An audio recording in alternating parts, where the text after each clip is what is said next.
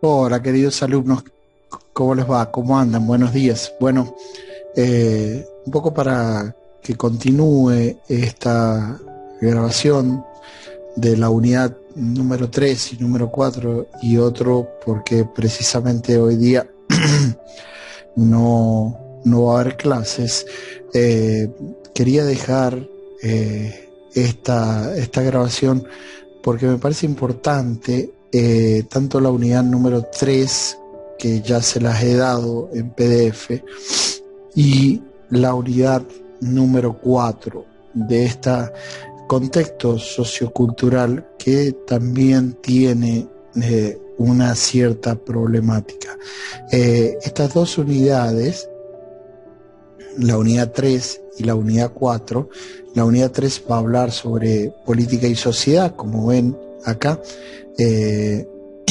y después tienen la unidad número 4 que va a hablar sobre el tema económico. Un poco engancha con lo que ya hemos visto sobre la problemática en general de la sociedad y la pérdida de los valores que hemos visto, y el tema del conocimiento, haciendo énfasis en lo que hablábamos de las ciencias naturales y de las ciencias sociales. Y si bien este tema se va a volver a tratar cuando hablemos de modernidad y posmodernidad en la unidad número 6, y engloba lo que yo les había dicho, el tema principal de esta materia, cuál es el problema principal de fondo de esta problemática, y siempre habíamos concluido que es esa pérdida de valores, tendiendo a el tema de hacer énfasis en lo que es la dignidad del hombre. Si bien sabemos que tanto del punto de vista de la tecnología y de muchas ciencias, perdón, va subiendo y va creciendo los descubrimientos, sí, hay una falta por lo que vemos en el hombre, donde se dan ciertas enfermedades como son la depresión, o un poco la gente se viene abajo, o porque no llega en la cuestión económica a fin de mes, y entonces hay estrés y bueno, y ese tipo de enfermedades que incluso hemos hablado del tema del pánico, ¿no? Esa aceleración que viven muchas personas por una problemática de fondo que hay que solucionar. Bueno, eso un poco para redondear lo que hemos hablado, y ahora entremos concretamente dentro de esa problemática sin alejarnos de ella, porque yo les había dicho, las unidades que siguen ustedes las van a ir entendiendo, porque hemos entrado o hemos tocado el punto álgido de esta problemática o de este contexto sociocultural en que vivimos, que incluso en estos momentos respira a guerra, ¿no? Como se da entre Ucrania y Rusia. Bueno, vamos a ver un poquito esta política y después vamos a saltar a la unidad número 4 para que tengan completo este esquema y puedan ir trabajando en este texto final que tienen que preparar, que ya habíamos hablado. Bueno, un poco vamos directamente a la segunda. Las ciencias políticas son distintas de las filosóficas y de las ciencias sociales. Yo eso les había explicado un poco. Se dejaron de lado los que son las ciencias filosóficas en el 1930 con el Círculo de Viena, y el tema de las ciencias políticas y las ciencias sociales nacieron más bien en el posmodernismo, terminado el modernismo, donde se hace más énfasis en las ciencias naturales, en las ciencias duras, porque se da todo el tiempo de los descubrimientos. Ahora, en las ciencias políticas, las ciencias sociales, como se hace más énfasis en el hombre, en la problemática del hombre, nacen y crecen estas ciencias como son las ciencias políticas y las ciencias sociales. Las ciencias políticas y las ciencias sociales hacen más referencia a lo fáctico, a lo que el hombre tiene que cambiar en la sociedad, pero desde el punto de vista empírico o del punto de vista fáctico, del aquí y ahora, ¿no?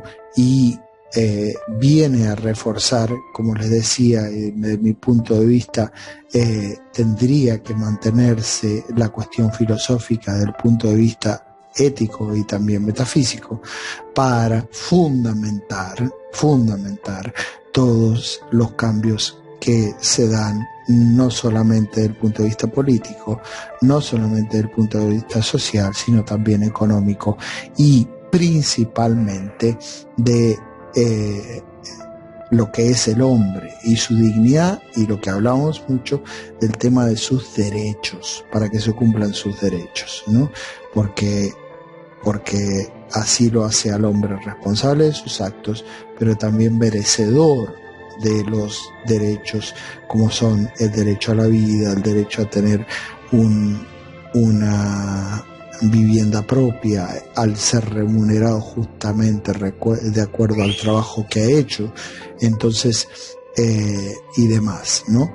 El derecho a la educación, como hemos hablado, el derecho a estar seguro, porque eso se deriva de el derecho a la vida, y todos tienen como un fundamento común a todas las culturas, ¿sí?, que son estos derechos fundamentales del hombre, y eso se estudia muy profundamente en la ciencia filosófica. Entonces yo personalmente no abandonaría eso que mucho tiempo se ha hecho y ahora se está volviendo a esos valores principales del hombre que fundan las relaciones o las ciencias políticas y sociales.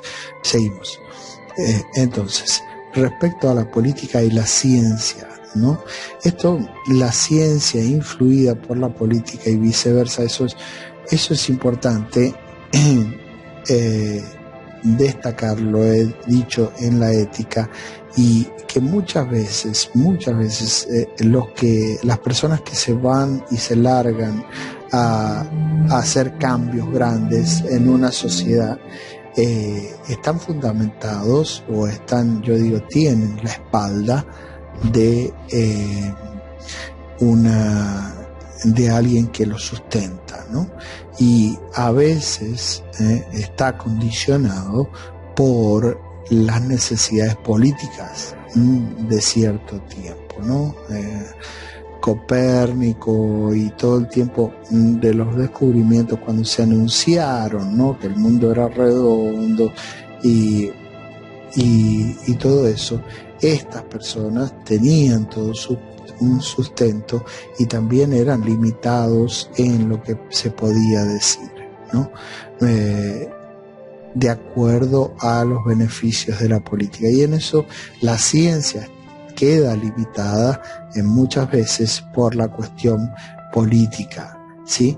Pero también se da del modo viceversa. A veces la política se ve beneficiada por las ciencias, por los grandes descubrimientos, y entonces lo revela, ¿no?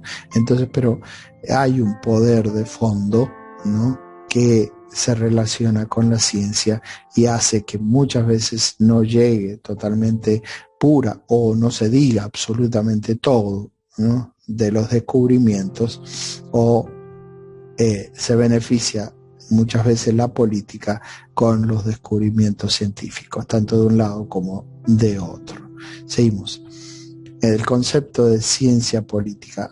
¿Qué es la ciencia política? La ciencia política, o sea, resumiendo, la ciencia política es una ciencia social, ¿sí? Por eso yo les decía que estos aparecen no la política o en la República de Platón, que es antiquísima de la clase clásica, sino esta ciencia política que actúa sobre este posmodernismo comenzado en el 2000 y que ha generado distintos movimientos de los gobiernos dentro de este mundo globalizado. Entonces, la ciencia política es una ciencia social, o sea, se aplica a lo fáctico y social que ocurre ahora, que estudia la estructura del poder estatal.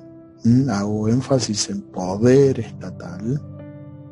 Y la participación en los asuntos de Estado, que esto muchas veces ¿no? pasa en China. China toma como caballito de batalla lo que se llama las cuestiones internas.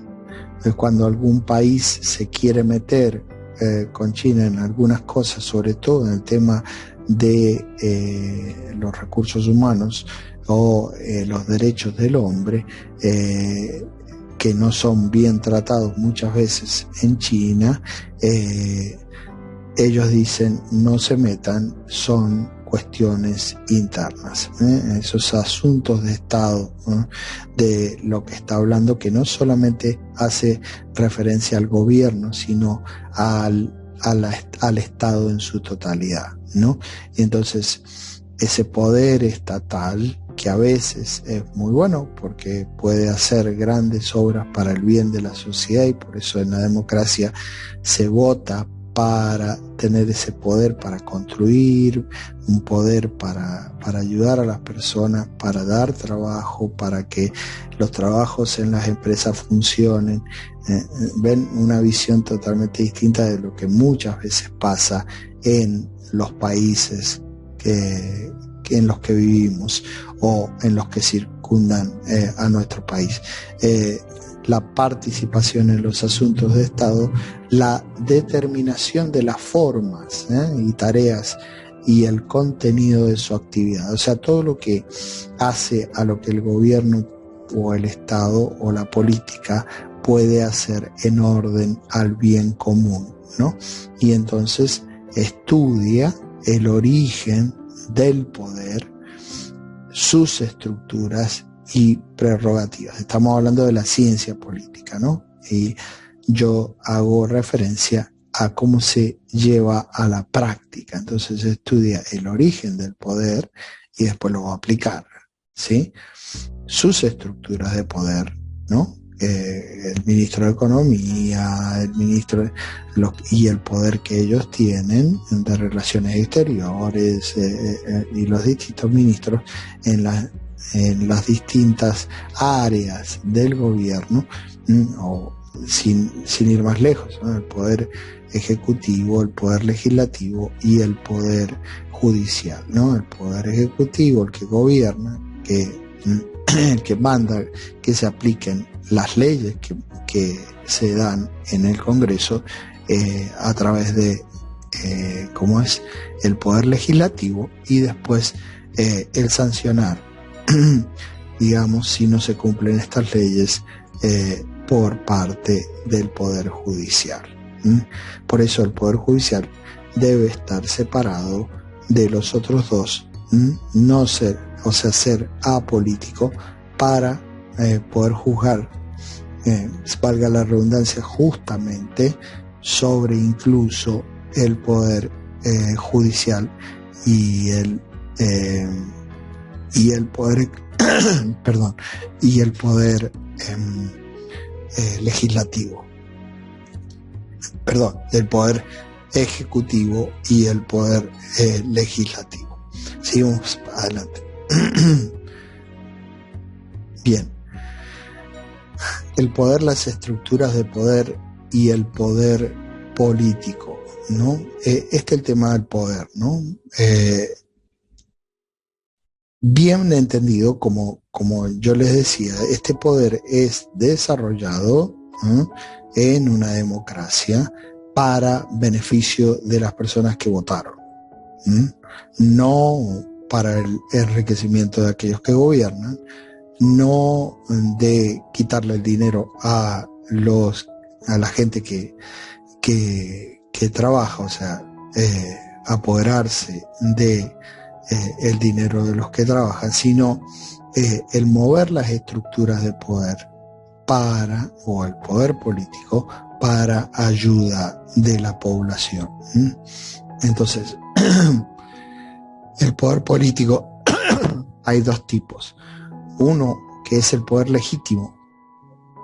No es necesario el uso de la fuerza, es lo que yo les decía, ¿no? El poder político es, ahora nosotros le damos el poder al presidente o a sus ministros, a un equipo, para que ellos puedan darnos beneficios para poder crecer y desarrollarnos como persona humana y como sociedad. Después, el poder ilegítimo es el que se hace por la fuerza, ¿no? Es la represión, ¿no? La represión como método. Ahora, la represión se puede hacer de dos modos. Uno, por la fuerza, sí, por la fuerza así vista, forzando, como ha pasado con varias revoluciones que se han dado desde el punto de vista político, o también del punto de vista de las conciencias, ¿no? Y eso se llama abuso de conciencia, que se hace muchas veces a través del poder, ¿no? No dando la posibilidad a que la sociedad se queje, o muchas veces confundiendo, ¿no?, con lo que se llama ahora la posverdad, o sea, una mentira emotiva, ¿no?, llevándolo por el lado de la emoción para que las personas se confundan y no puedan juzgar del punto de vista crítico lo que está sucediendo en la sociedad para beneficio de los que gobiernan. Después, la legitimación, entonces, tiene que ser un poder legítimo, ¿no? Legítimo. O sea, no hace falta recurrir a la fuerza para, tanto una fuerza psicológica como una fuerza de poder, ¿no? La legitimación del poder, o sea, el proceso mediante el cual una persona obtiene legitimidad se denomina legitimación. Entonces, ¿cuándo se hace legítimo? Y bueno, cuando se vota, ¿sí?, y uno le da el poder o la autoridad a ciertos organismos de gobierno. Ahora, esto se extiende también al uso de ese poder. Nosotros no votamos para que ellos usen la fuerza sobre la sociedad, ¿sí?, cualquiera sea la sociedad de la que se esté hablando, sino para que rijan y se cumplan, para que se cumplan las leyes y para que hagan obras en orden al bien de la sociedad, para que el hombre otra vez se desarrolle y crezca y obtenga los derechos de los que hablamos al principio. El Estado es legítimo si existe un consenso entre los miembros de la comunidad política para aceptar la autoridad vigente, que es lo que yo les estaba diciendo, ¿no? Los miembros de la comunidad de la polis es la ciudad, o sea, nosotros, los miembros de la comunidad deciden quién nos puede gobernar, y entonces hay un acuerdo para que ellos rijan, pero no de cualquier manera, de modo legítimo. ¿Se entiende? Bueno, el tema de la autoridad y el poder, ¿no? La autoridad tiene poder para ejercerlo, ¿sí? Cuando nombra una ley, ¿sí?, o cuando aprueba una ley, mejor, dada por el poder legislativo, ¿sí?, aprueba una ley y tiene poder. Y tiene poder también para ejecutar esas leyes en la sociedad para el bien de la sociedad. Ahora, la autoridad es dada principalmente, o sea, esto es fácil, que para poder ejercer el poder tengo que tener autoridad para que ese poder sea legítimo. ¿Se entiende? La autoridad vendría a ser como yo te doy a través de mi voto el don de tener la autoridad de ser presidente o ministro, lo que sea, ¿sí? Ahora, por el hecho de tener esa autoridad, puedes ejercer el poder. Si no tuvieras la autoridad, el poder ese que estás ejerciendo es ilegítimo. Así sería. Seguimos. El Estado. El Estado es un sistema de organización política o unidad política, ¿sí? Que regula la vida de las distintas comunidades, entonces, que habitan un territorio determinado. Eso es una unidad política que el Estado, vamos a hacer la distinción entre el Estado y el gobierno, pero el Estado es entonces un sistema de organización política o unidad política que regula la vida de las distintas comunidades que habitan un territorio. Está en un territorio. El Estado corresponde a un territorio y regula lo que, regula o ayuda a las comunidades que están dentro de ese territorio. Hagamos énfasis en eso, en el tema del territorio. Entonces, vamos directamente al tema de los elementos del Estado.